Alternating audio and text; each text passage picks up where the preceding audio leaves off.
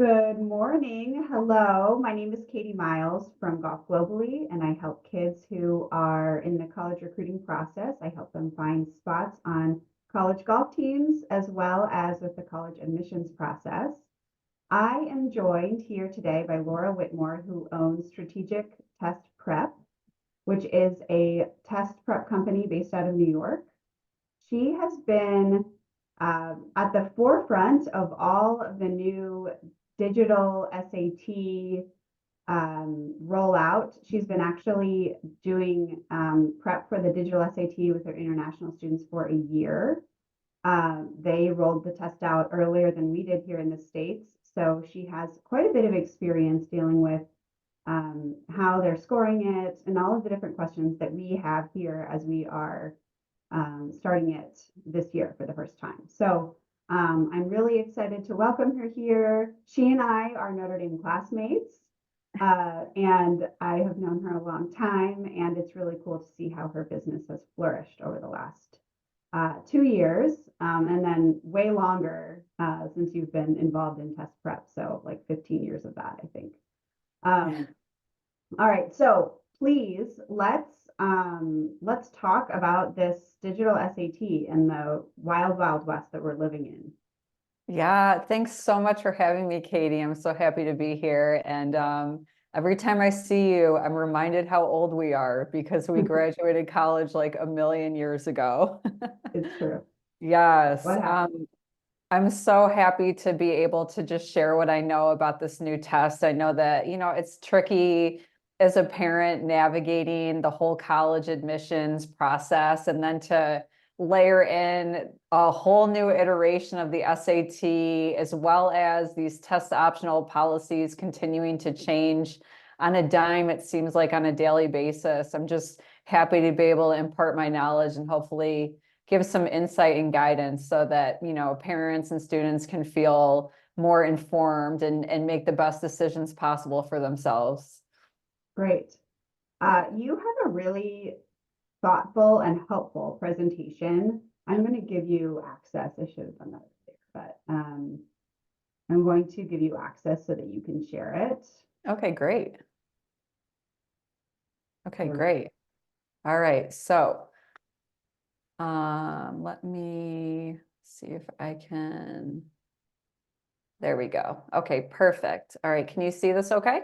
Yes, thank you. Great. Okay, so let's talk about the digital SAT as well as test optional insights for 2024.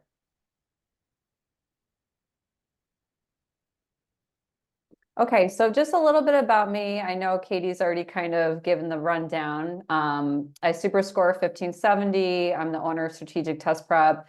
I have a degree from Notre Dame in psychology, and then I have a dual degree from SUNY Cortland in mathematics and in adolescent education.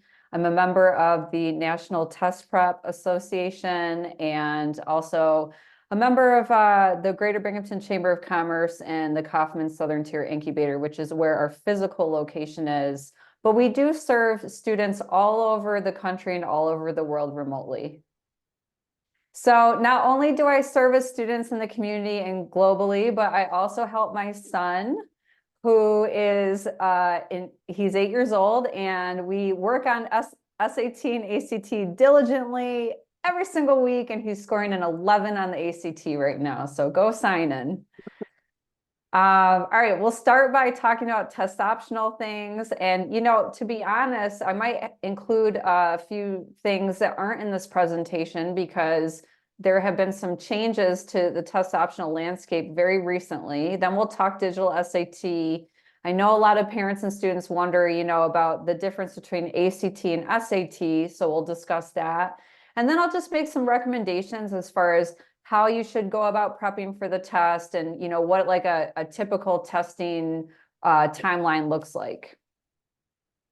Okay, so let's talk about test trends. So this was as of the beginning of the school year. So we have about 88% are test optional. That will change. That number should be going down a little bit now. Some schools are actually creating a new category, which is called test flexible. So If you haven't heard yet, Yale just announced that they're going to be test flexible, which means you have to submit a score, but you have your choice of what to submit, whether it be an AP, IB score, SAT, or ACT.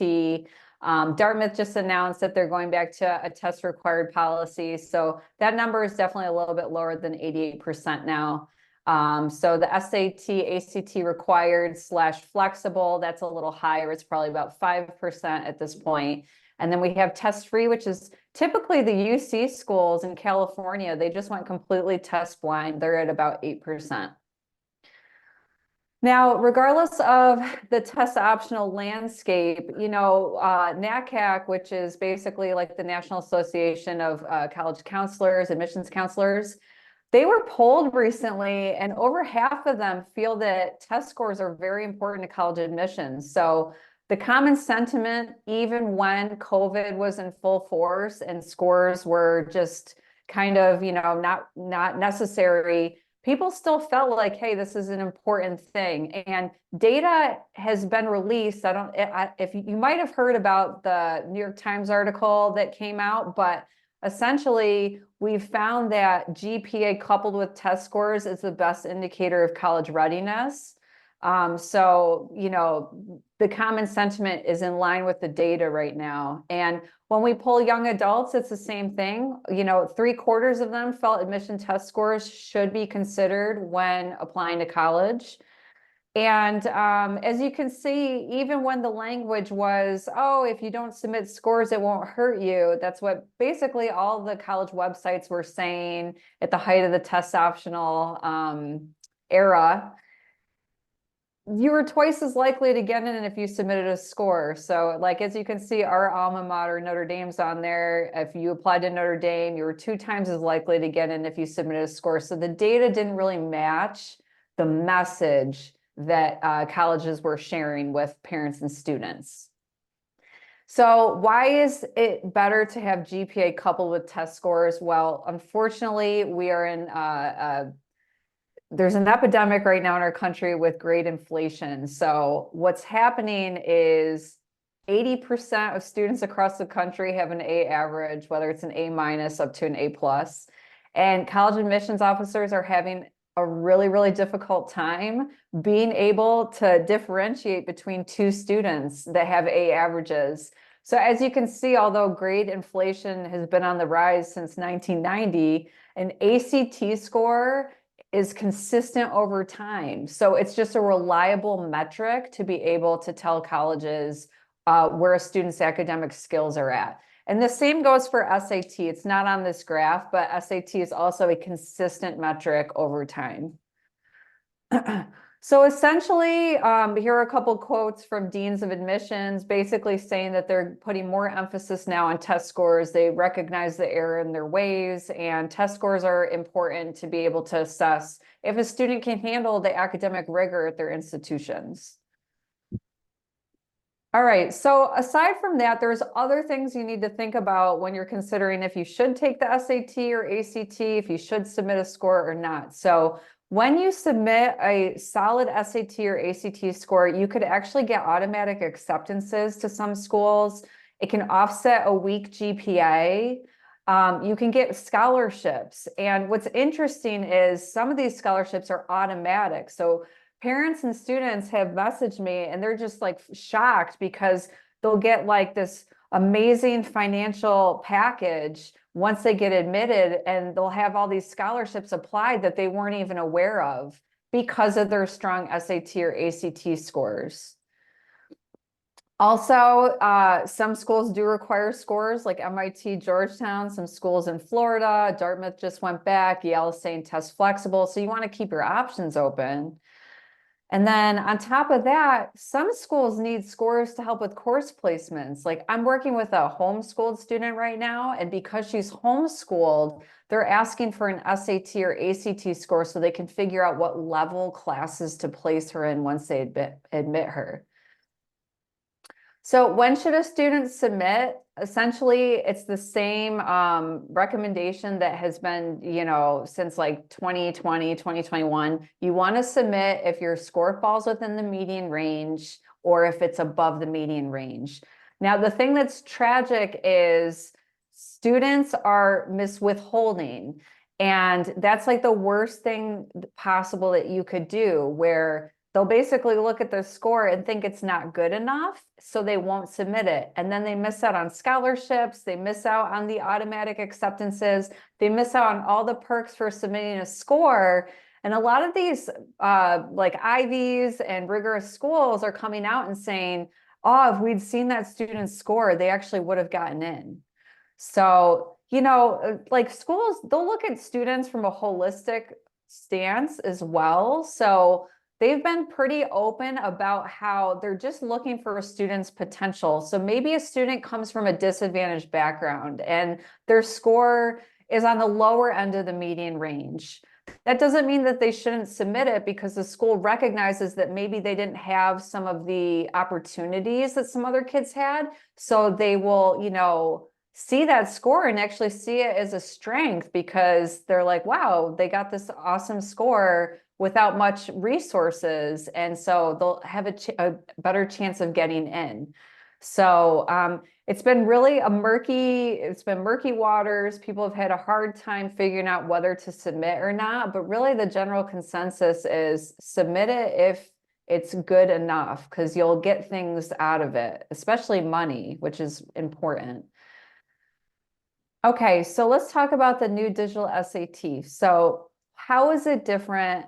What's going on with this new test? Well, the first thing is it's shorter, which students are really loving this aspect of it. It's a 2-hour test instead of a 3.5-hour test.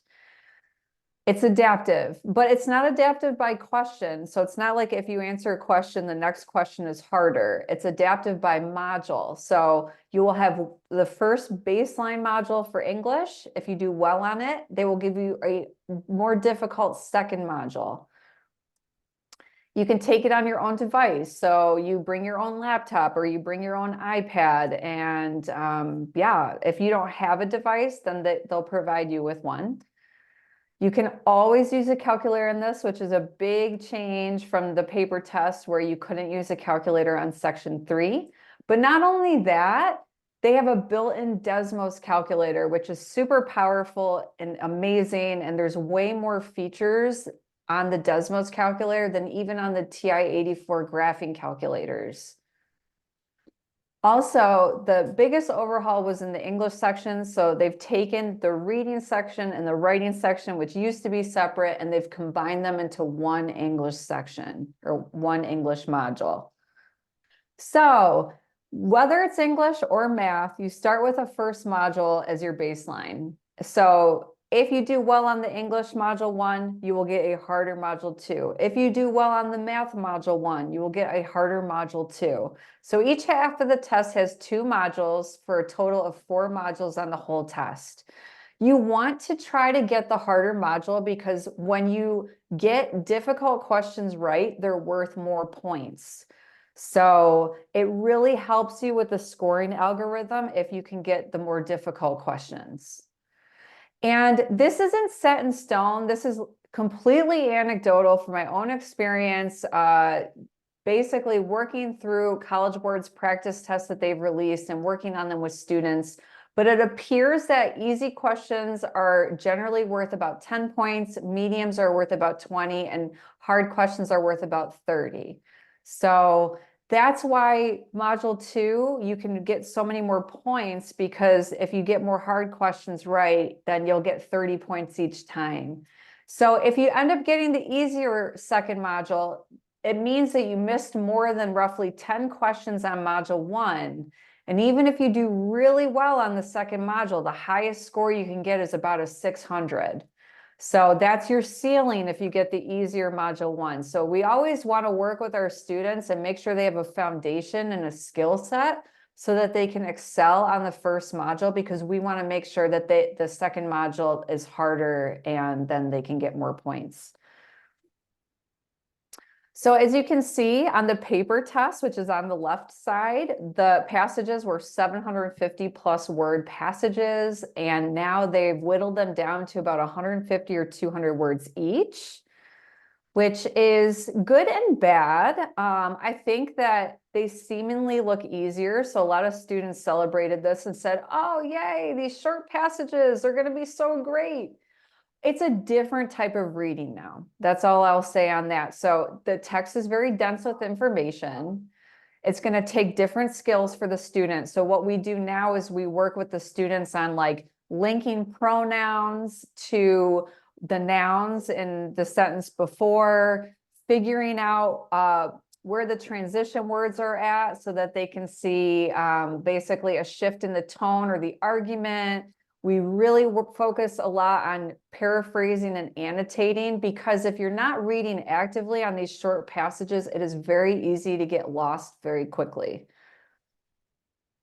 So another thing that came back full force with the new test is an emphasis on vocabulary. Vocabulary took a back seat when they redesigned the SAT and released it in 2016. So from 2016 to this new test in 2024, students didn't really need to study vocabulary.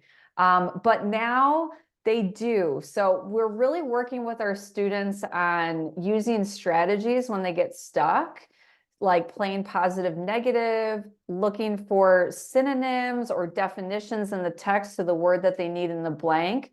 We use linguistics a lot. So teaching them the Greek and Latin roots and their meanings, like for instance, knowing that GYN is the root for women and MIS is the root for hate. So a misogynist is a person who hates women, right? Like that helps them be able to deduce meaning of words when they recognize certain prefixes or roots or suffixes, and they can potentially still get the point if they don't know the definition. We also just have them, start a list of words they don't know and study it. There's no ways around it. If they want to build their lexicon, they do have to work on it. And so honestly, getting started with prep, it's better to start sooner than later, just because this is like an important element of the test. These vocabulary questions, there's about 5 on each module. So you're looking at about 10 of these questions, which is a considerable part of the test when the test has 54 English questions. So we also work on general English strategies with them, basic things like, hey, read the question first, because a lot of students want to jump right into the passage and then they don't know what to look for. And then they end up having to reread it twice. So again, it's just a different type of reading, and students really need to build this skill set so that they can learn how to approach these reading passages effectively and efficiently. What's different about the math? Well, honestly, the math, it hasn't changed all that much, aside from the Desmos calculator, which is a huge strategy now for this test. And we really emphasize using it, especially on trickier algebra problems. But also, too, there are some more conceptual questions layered in because they know that students have a calculator the whole time. So here's an example of a question where basically they want to know what the term 5y represents in the context of the problem. That's not something you can do on a calculator. A student needs to have the conceptual knowledge to be able to answer this. But other than that, again, I would say like 90% of the concepts that were tested on the paper test are still tested on this digital test. So here's a video. I know this is a cringy thumbnail, but it basically goes over how to use the Desmos calculator and when are appropriate times to use it. So we have a lot of free resources on our YouTube channel, Strategic Test Prep. You can check that out. Okay, here's an example of a score report. So a lot of the times when we start with a student, the first thing we'll do is we'll sit down with them and we'll assess their score report for weaknesses. As you can see, this was a student of mine who actually lives in China, and we worked on expression of ideas and standard English conventions because that's where she was missing bars. So we worked on transition questions and grammar, and she is now, I'm happy to say, scoring a 1550 or 1560 on her practices, and she's taking the test in a week and a half. So I'm very excited for her. She's worked very hard.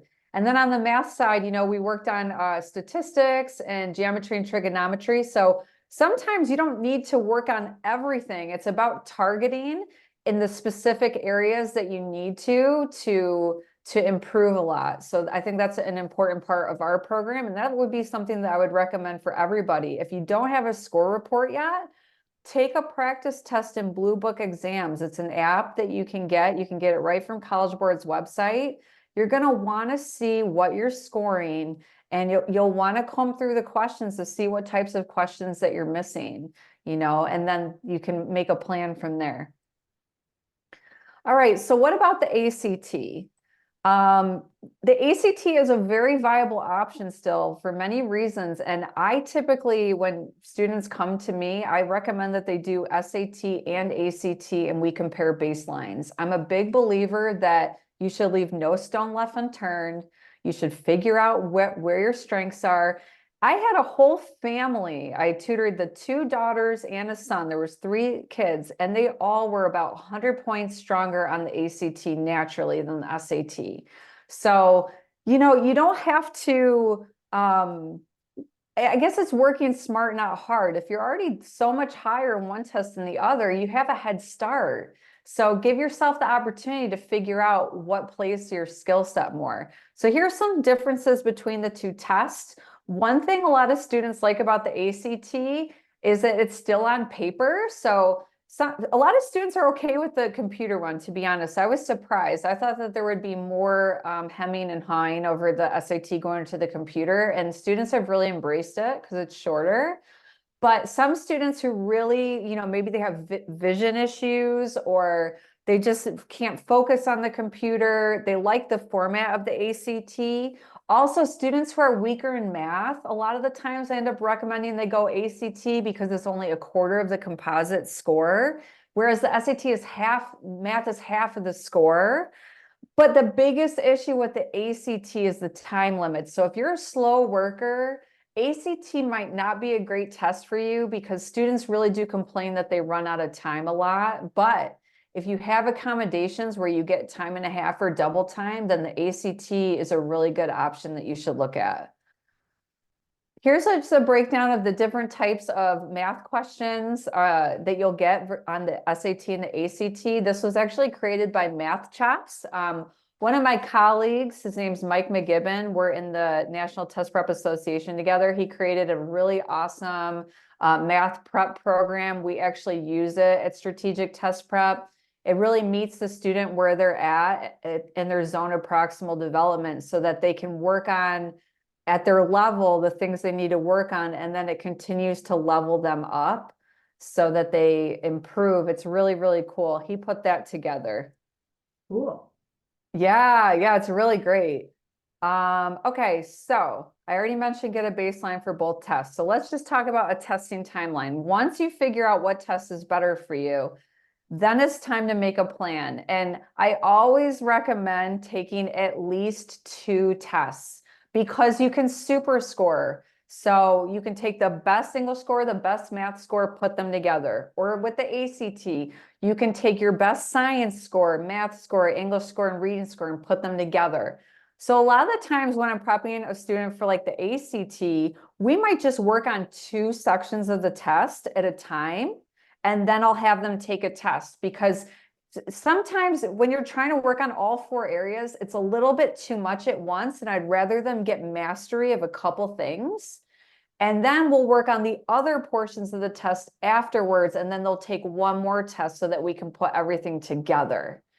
Most schools take a super score. There's a small subset of schools that don't. So I would just recommend that you Google it, or like if we started working together, if you started working with another test prep coach, ask them to help you find out. But honestly, most of my students where they've applied, the schools do super score.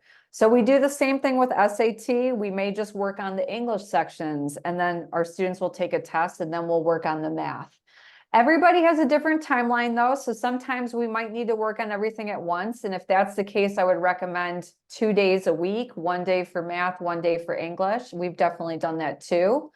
So a lot of the times, like sophomores and juniors, their first test will be in the spring, like March or May. And it is okay if you're a sophomore to start sophomore year. To be honest with you, I think starting sophomore year for a lot of students is better.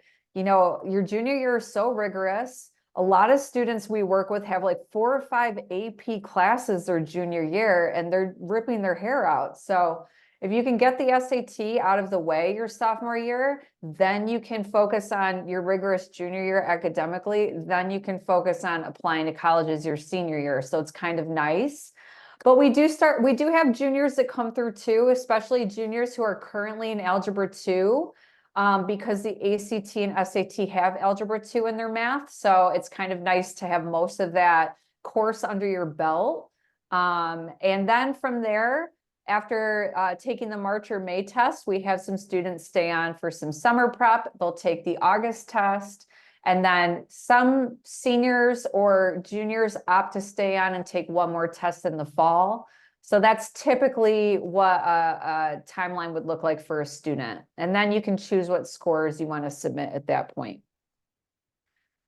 All right, what we offer. So here at Strategic Test Prep, I'll just run through this really quick. We do have some free resources like our YouTube channel. We also have an app called Preply. So it's a daily practice app that students can work on the SATs from their phone. So we all know teenagers are on their phones. So they really seem to like that because they're not like stuck at a computer doing a full test. We also have online courses if, you know, for students with busy schedules who maybe can't meet each week with a tutor at a set time. Some students like to work at their own pace.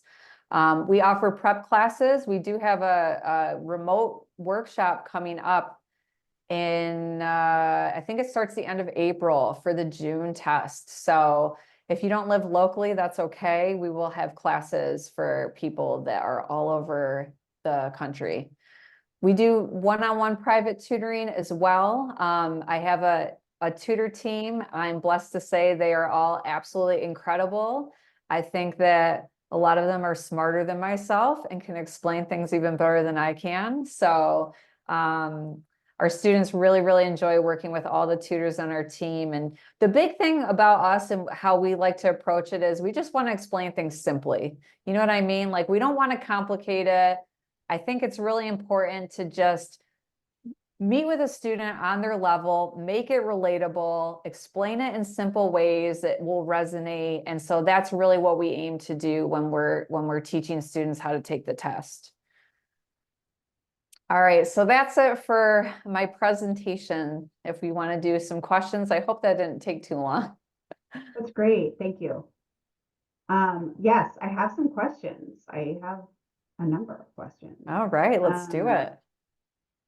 So can you super score a paper SAT score with a digital one?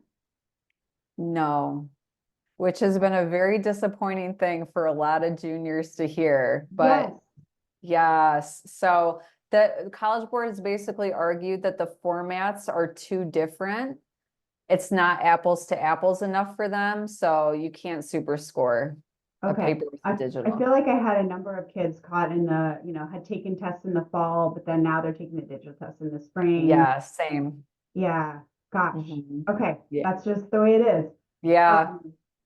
So you talked about the blue book exams. So Right. is that the full exam? How long are those typically, the practice exams?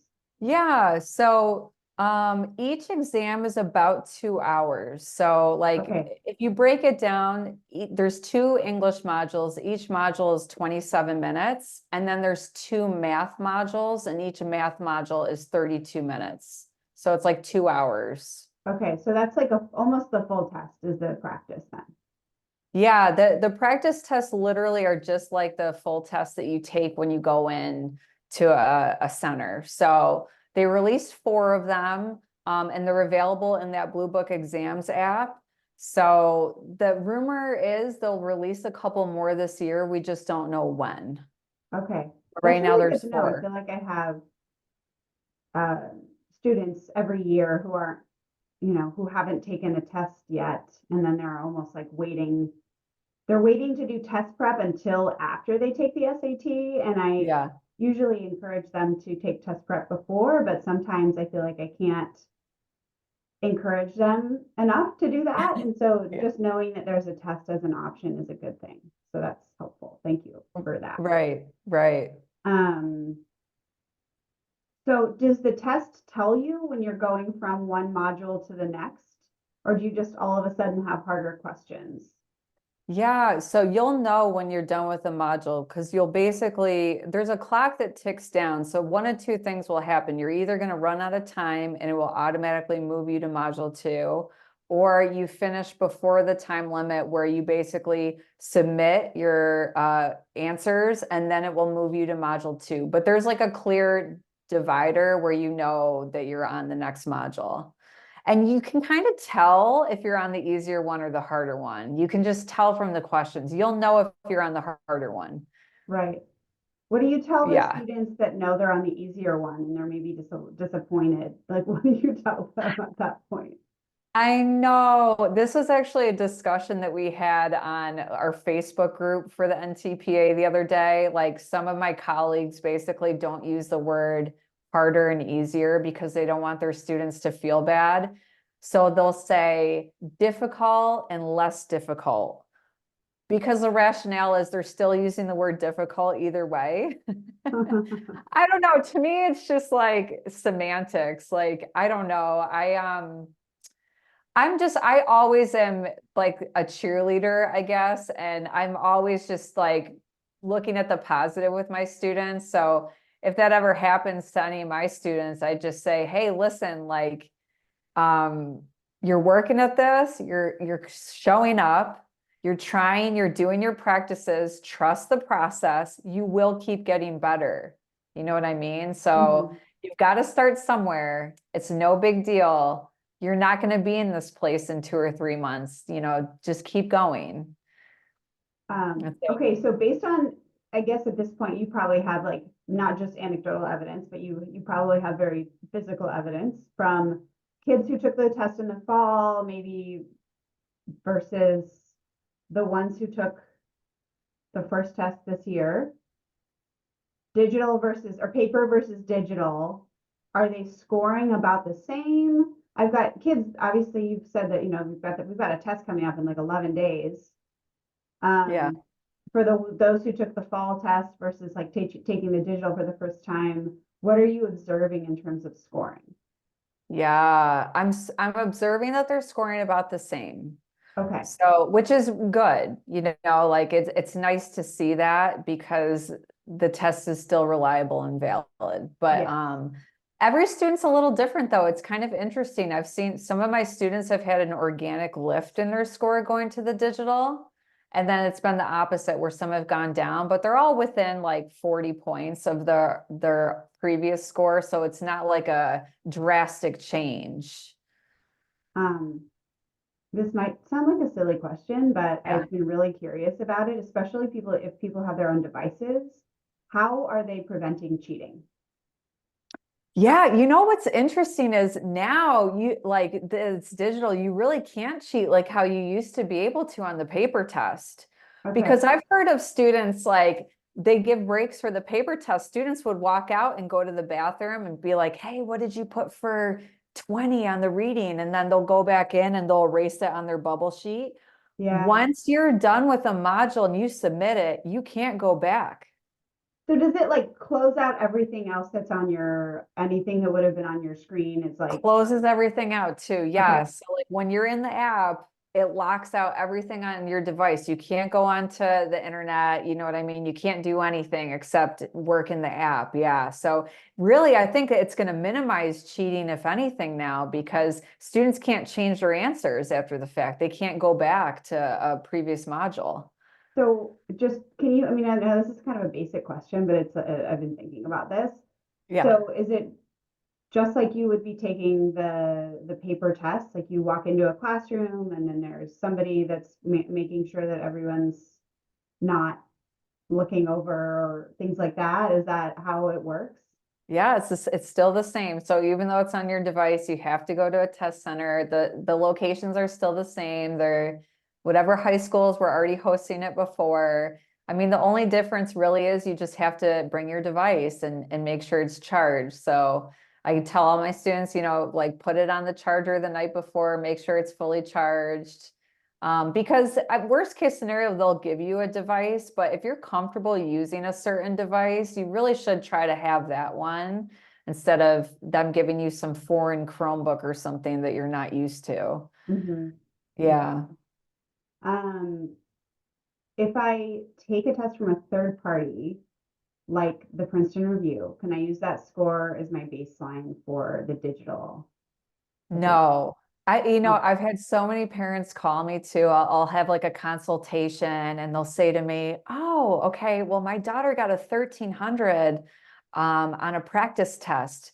And my next question, Katie, is always, "What test did they take?" Because then if the parent says, "Oh, we went to this company, Harper Test Prep, and they had their own test," I basically just have to say, okay, that's great, but like we can't count that score. Like any okay. third party, it's just not reliable enough. And to be honest with you, I'm not even sure College Board has drilled down on their algorithm yet. I've seen some wonkiness between tests, which is another reason why I think students should take at least two tests. I'm hoping, fingers crossed, they've ironed out the kinks. They basically used the poor international kids as guinea pigs last year, but there would be one test the international kids would go in, like the March one, and they would all do terribly. And you would look at the Reddit thread and they'd be like, I don't know what happened. I only got this. And everybody would be crying about it. And then they turned around and took the March test, and everybody's like, oh my gosh, I got a 1500. And they were all celebrating, and everybody had their best score ever. So, I heard uh, about this actually from one of my Canadian colleagues who um, had a bunch of students say that. yeah, it's Yeah. bizarre. So I mean, if College Board is still trying to figure it out, these other companies, they don't have a clue. And like I had a student take a Princeton review test. They have like one online test that you can take, and then they have a few in their book. And their tests are good. I mean, I'm not saying Princeton Review is a bad resource. If you need extra resources, I mean, by all means, get another resource so you can do more practice questions. But just, take that scoring algorithm with a grain of salt, because this student missed one question and it told her she got a 730. And I'm like, there's no way you're going to miss or lose 70 points missing one question. So you just Okay. can't trust the third party scorings. But you can trust the blue book.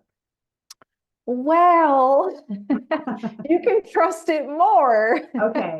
than the Okay. other ones. Okay. Okay. Because it is coming from the College Board itself. Yeah, I do. I am like, I'm very hopeful that this year, I think that they've ironed out the kinks. I do think it's going to be more consistent this year. We'll just have to see. I'm sitting in on the March test. I already got my admissions ticket. So I'm going to put myself in that situation again where they all stare at me like I have three heads. Like, what is this lady doing taking an SAT? But I think it's important that I go in and take them, because I want to see what's going on. Like, I want to see what it's like. They're not releasing these questions right now. I want to see what the questions are like on this test. I want to see what the environment's like. I want to see how much scrap paper they give me. You know what I mean? And then that way I'll have more information for my students too, because right now I'm asking my international kids what it was like. And so I'm just excited to go in and to find out. But as this year progresses, it'll be interesting to see what people's scores look like from the March test to the May test to the June. I'm going to really like look at that. I love that you take it. I think it's awesome. And I feel like there probably aren't a ton of test prep people that do like put themselves out there and actually see how you fare. Um, will you get a score immediately? Or is it something that you have to wait for? How does that work? So that's a really good question, because last year you still had to wait 2 weeks, but I'm speculating that they made the international students wait 2 weeks because the paper test kids had to wait 2 weeks. Right. So I almost think they held all of the scores so that they could release them at the same time. I should look into that, because I'm just going off the assumption that it will be 2 weeks, but they might be able to release them sooner now that everybody is on the same page with the digital. Okay. Well, I'll So be curious. yeah, Maybe you'll find out yeah, immediately. yeah, that would be interesting. I will Um, let you know. yeah. Do you still have a Mhm. little more time or do you need to go? Oh, I'm okay. How are you Okay. doing? Do you have I'm time? I'm fine. Yeah, I have just a few more questions if you don't mind. Yeah, of course. Okay. Um, so I what is the biggest jump that you've seen from test prep? And I know you've probably got kids that have like really thrown themselves into test prep and really committed to your process, and maybe some others who haven't taken it as seriously. But what's like been the biggest improvement uh, in terms of scoring, like pre-test prep to after working through That's some? a good question. Yeah, the biggest improvement I've seen is 400 points. Wow. Yep, 400 Okay. points. And there's a organization, it's called the ETA or ETS, don't quote me on that, but they investigate students if they go up over 350 points. Interesting. So yeah, so I had a student actually like 5 years ago. This is a big part of like my own story as a test prep coach and how like strategic test prep was born. She was only scoring, I think, like an 850 on the SAT, and George Washington was recruiting her for D1 basketball. They wanted to give her a full scholarship. And this girl, none of her family ever went to college, so she would be first generation. And so we met, and I met with her for like a few months, and she was so motivated because she had such a big carrot at the end of the stick. You know what I mean? Mm-hmm. She ended up going into the test and she got a 1250. So she went to George Washington, she got the full ride, she got the D1 scholarship, but Amazing. they had to look into it first though. They had to make sure that it was like there was no foul play and that she didn't cheat. So Wow. yeah, they definitely contacted her and did a little investigation. They found out she was working with a test prep tutor. They had no signs of cheating, so they validated her score. Yeah. Wow. Uh-huh. Interesting. Yeah. I Hmm. guess you want to be investigated if you're um It's if a you're scoring that compliment. if you're scoring that much better. Yeah. Yeah. Um so since you've gone through it now a number of different cycles with admissions, and you've got obviously kids waiting on results from, the spring admissions cycle, Mhm. um, what have you had any observations from some of their test scores? If you think that like their test scores were instrumental in helping them get in, just sort of like generally, what have you seen within the college admissions landscape? Yeah, that's such a good question. I feel like for me, my pool of students is just so small, it's hard to deduce anything from admissions. And this is really sad to say, but a lot of students, like after they're done with me, I don't hear from them again. And I'll reach out and I'll be like, hey, what happened with schools? And it's like I'm chasing them down. Cause like at that point, I haven't seen them or talked to them for pretty much like a whole year for some of them. Yeah, because So they're I have a done. hard time collecting that data. But some students I have a really great relationship with, and we stay in touch. And like one of my students came over last week and built my son a computer. So it really just depends. But yeah, a lot of them you would think that they never even knew me or knew I existed after they're done with test prep. It's because you have such high standards and you require them to, really bring it at the end. They're Yeah, so tired. maybe that's what it is. Um, okay, let's see. What's a good timeline? Like, how long would you say that students need from, say, deciding they want to take a test and Mhm, sign up for one, and you said to take two? Like, mhm, do you have a kind of a recommended period of time? Like, sometimes I have kids that are like, well, I want to take, like, for example, if it's like this time of year, they're like, well, I really want to take it, maybe I'll take it like one time in the fall and then I'll take it again next spring. mhm. Do you have like a certain window? Maybe sometimes it's like too long. It's like, gosh, don't drag this out for a year. Or do you have like a kind of ideal timeline for when you should, Yeah. how long you should be doing this? That's a good question. I would say like I think a healthy cadence in between tests is like 3 months. Like if you're turning around and trying to take a test the month, like they offer a test in May and June, and I've had many a student tell me that they signed up for both or that they've taken both. And it's like there's no reason to do that to yourself. Like, I don't want any students to feel burnt out. And there's really only so much you can do because by the time you get your May score back mid-May, you have 2 weeks to prepare for the June. That's just not enough time. So I think like 3 months is a nice amount of time to make some serious progress and move the needle. And that's one thing too, like if anybody comes to us and they want to sign up and they want to get tutoring from us, I always check to see what kind of commitment they're willing to make. And I've had to turn students away because I'm not going to overpromise my students. I'm not going to say, oh yeah, like 3 weeks, we'll get you to the 1500. Like it's not realistic. I feel like I'd be doing them a disservice if I overpromised and underdelivered. So like if a student comes on and we have a discussion and they're not willing to meet weekly for like a few month period of time, then I don't think it's a good fit for us because we want to make sure that our students are successful.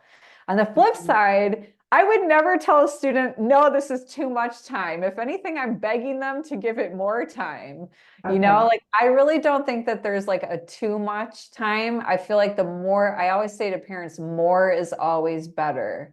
More is always better. So like if a student is willing to start freshman year, let's go. Like you will be so ready. You know what I mean? We could build your skills. We don't have to rush it. We don't have to microwave it.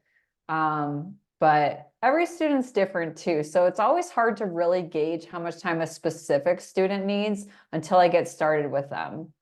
You know what I mean? So, Okay, but I would cool. say rule of thumb, at least like a few months in between tests. Okay. Yeah. Um, Last question for students who are taking the test in March 7th? No, no, Ninth. ninth, Yeah. March 9th. What do you recommend do? Most of them are probably, hopefully, prepping and feeling good about it, but what's like your pep talk 11 days out? Yeah. Like, so we're assuming they've already been prepping and stuff like That's the that? hope. Okay. I mean, I would just say like, whatever happens in this test, you're gonna benefit from it. Like, just going in and taking the test and feeling the environment and getting the jitters out, like even if you don't get your goal score on this thing, it will help you prepare for the next one. You'll be more ready for the next one. You can find out where your weaknesses were on this. Like there's just so much value in just going and sitting in on the test. So like you need to, I feel like, give yourself some credit for just signing up and being willing to get up and go do it. You're doing something really good for yourself. I have videos that you can watch if you go to my YouTube channel. I have a predictions video I just came out with yesterday. I'll have a last minute tips next week. Oh, So good. yeah, so if like, if anybody wants just like a little bit of extra, tricks and strategies before they go into, because I think the biggest thing is just feeling confident. You know what I Mhm. mean? Half of it is a psychological battle. Half of it is knowing the concepts. Like it's really important that you just go in there feeling confident. So do whatever it takes so that you feel pretty good on test day and you feel pretty prepared. And like I know a lot of students like watching those like last minute tips videos because then they have a little bit extra in their arsenal and in their toolbox when they go in there, so they feel a little bit better. Oh, and your YouTube is fabulous. Oh, thank you. And you do have really great tips. When you talked to my students 2 years ago, I remember you pulled out some move with a paper and Oh, yeah. everything. I was like, I would have gotten like at least 3 questions right on the SAT just because of that, that I definitely got wrong. Yeah, anyway. So yes, thank you for putting those together. Those are Oh, gosh, you've done such a nice job too with the tech, and you're just so up to date on how to make short videos, and they are really helpful. So thanks, Katie. yeah. I always feel, and I'm sure you can relate as an entrepreneur, I always feel like I'm not doing enough. So it's nice to hear that from you because my biggest sticking point right now is I need to do TikTok.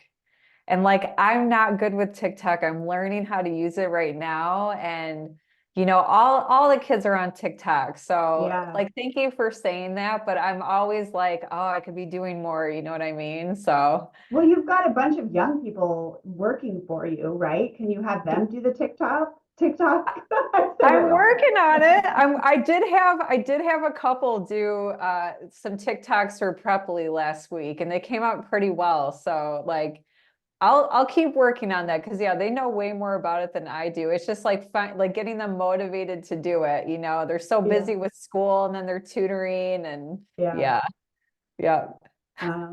Well, thank you. Thank you for all of this information.